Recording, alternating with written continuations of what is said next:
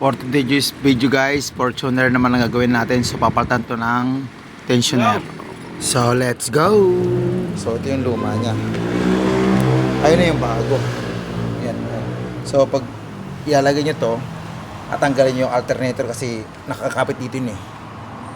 Nakakapit dito yung alternator. So kasama sa dito. Dito nakalagay yung alternator. Dito at saka dito. So pagkapalit nyo ng ganito, tanggal yung alternator bago to. Ayun. So ito muna ang ating mechanical for today's video. Si Drew Larin. Martin.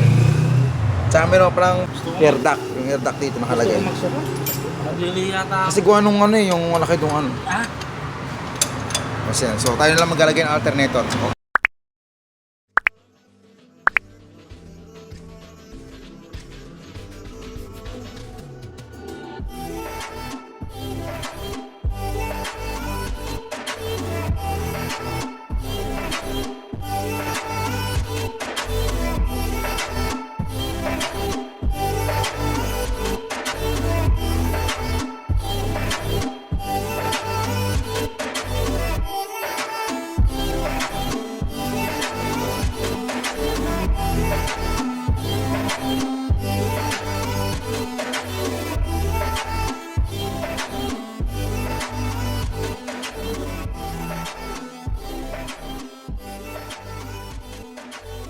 So yun guys, natapos na natin. Nalagay na rin natin yung drive belt.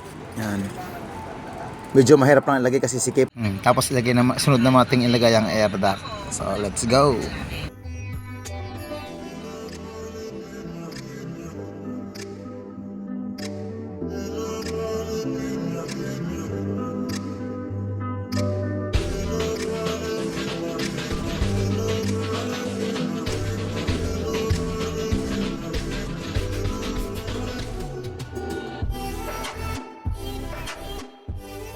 So yun, nalagyan natin yung air duct.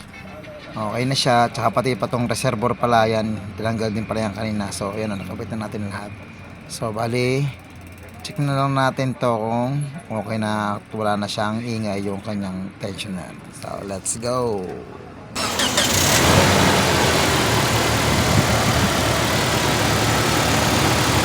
Oh, wala nang kalog. Dati kasi ano eh, lumalagat ang malakas. Lumilipad. Okay, that's all for this video. Bye-bye!